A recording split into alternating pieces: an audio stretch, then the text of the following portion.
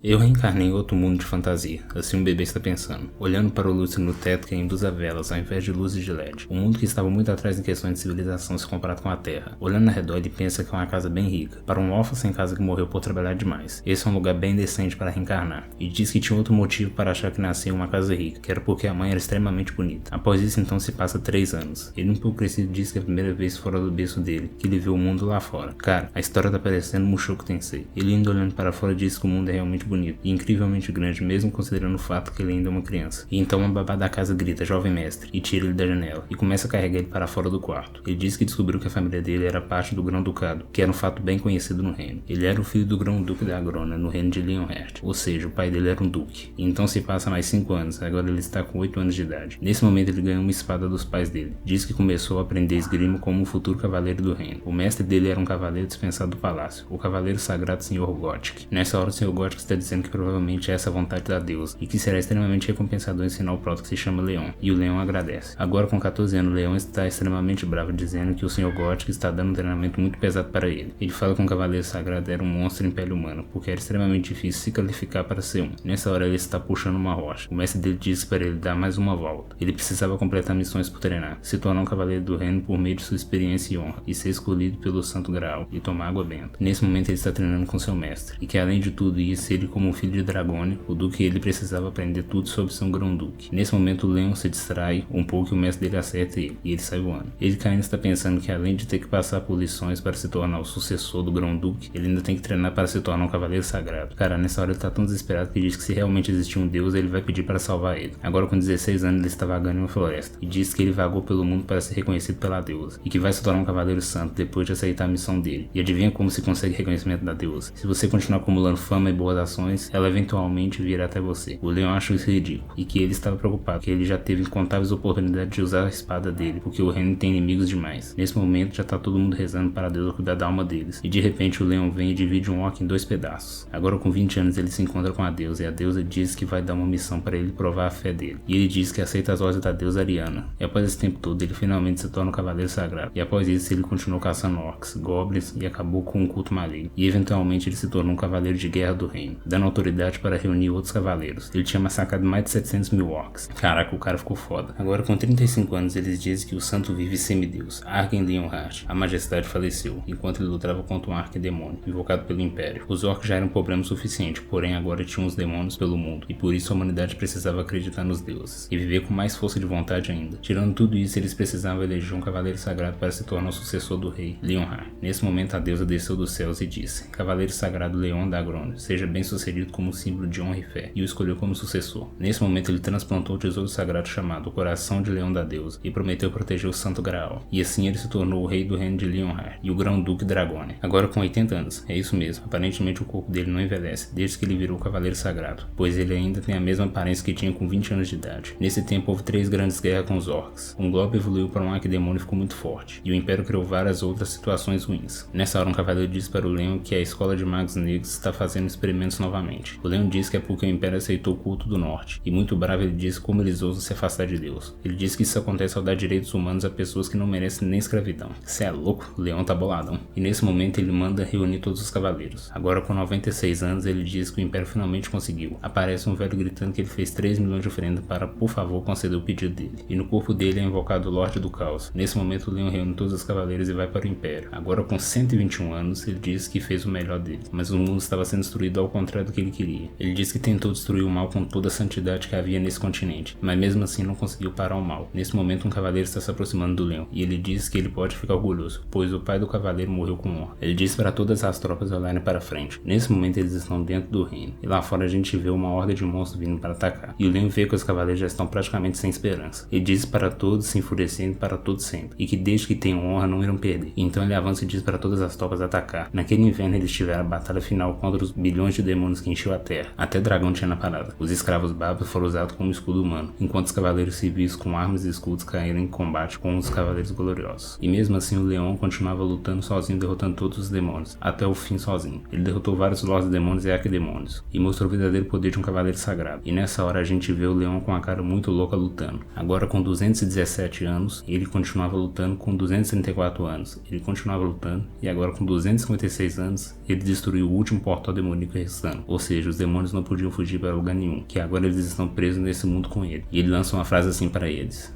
eu não estou preso aqui com vocês. Vocês estão presos comigo. E diz que vai passar o serão em cada um, e até os demônios estão com medo. Agora, com 300 anos, um cara está perguntando se uma garota chamada Hari está bem, perguntando o que aconteceu. O cara está surpreso que o leão derrotou um arquidemônio com apenas um golpe. O leão diz que se levante e ser corajoso. Agora não é hora de cair. Se levante e lute. O leão está nessa hora, aparentemente já tá igual ao Rock Lee na luta contra o Gaara. Só tá com a força de vontade. Já nem tá raciocinando mais. A garota pergunta quem é ele. Ele diz que é o rei Leonhead, o cavaleiro que carrega a vontade do tempo sagrado. Leon Dragona Leonhead. E ele se vira do jeito que vê o mundo. E a garota fica envergonhada.